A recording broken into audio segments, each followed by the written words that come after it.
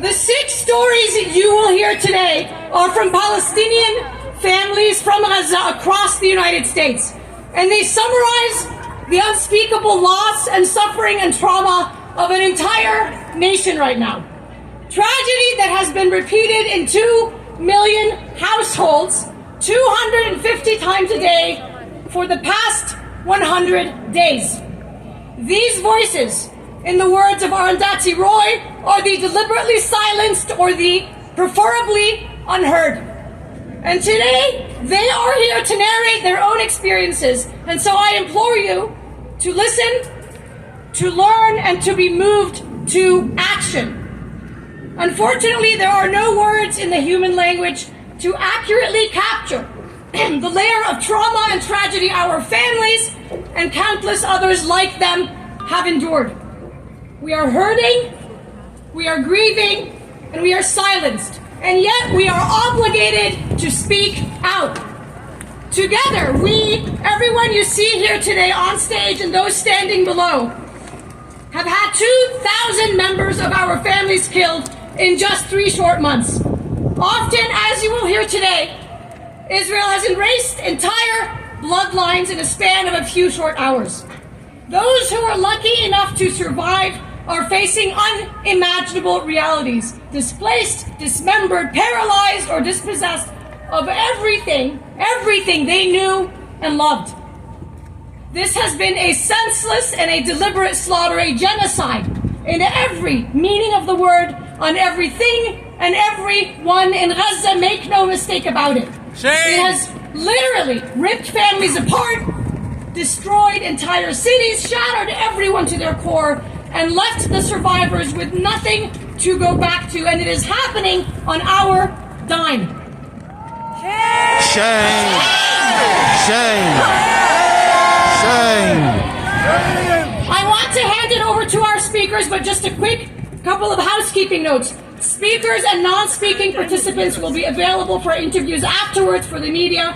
Other Gazan families from all over the country are also in attendance and can be identified by their neon yellow vests, and will be marching in one contingent together. Thank you very much. I'm giving it over to our first speaker, Mazen.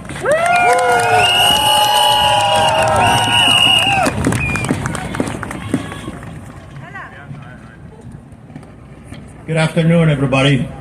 And certainly you all look very strong. Thank you for being here. We're all here for a good cause. And I'm going to tell you a story of my family. My name is Mazen Badr.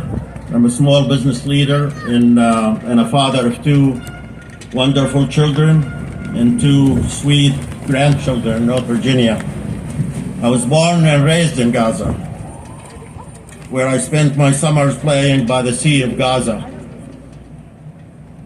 with my friends. I'm also a descendant of refugees from Palestinian village of Karatiya, from where my mother and father were displaced, expelled in 1948 Nakba. Every morning in my way to work, for as long as cell phone existed, I used to call my mother in Gaza to hear her voice. It comforted me. But since the beginning of the brutal Israeli bombardment and aggression, all I heard and felt over the phone was the fear in her voice and the sound of constant bombardment. Suddenly our lives were reversed, as I was the one who was trying to comfort her. On the evening of December 23rd,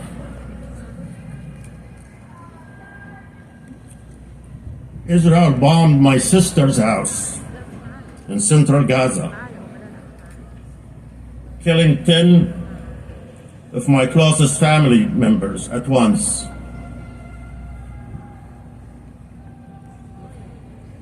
My loving mother, Aziza, 2 of my sisters, one of them was blind, their husbands, 5 of my nephews and nieces, including my niece Asma, who was getting ready to get married in November. My mother had survived more than a dozen wars, becoming a refugee over and over within her Palestinian homeland. They had dreams, and they lived. They had dreams and lives to live. They loved and they were loved in return. Until their final moment, they displayed the generous and resilient spirit of Gaza that Gaza embodies.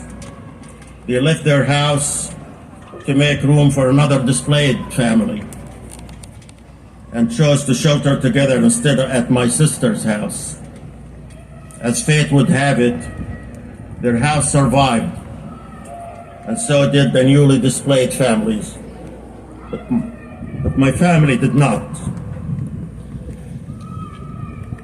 Seconds before she was killed, my sister sent her 28-year-old My sister sent her 20-year-old son, a survivor of 6 Israeli wars and assaults in Gaza, to deliver food to her hungry neighbors. That generous, selfish act is what ended up saving his life. My family was buried in body bags in a mass grave. We learned that second half of my mother's body was found the next day. She had 2 burials. Even in death, we are denied dignity. I'm often asked what people can do to ease our suffering. And my answer remains the same. Do what you're doing now. Speak up. I call on my fellow Americans to not just demand, but force an immediate and permanent ceasefire. We demand that President Biden and the Congress to end military funding and weapon transfers to Israel that killed my family and all the other families. Thank you.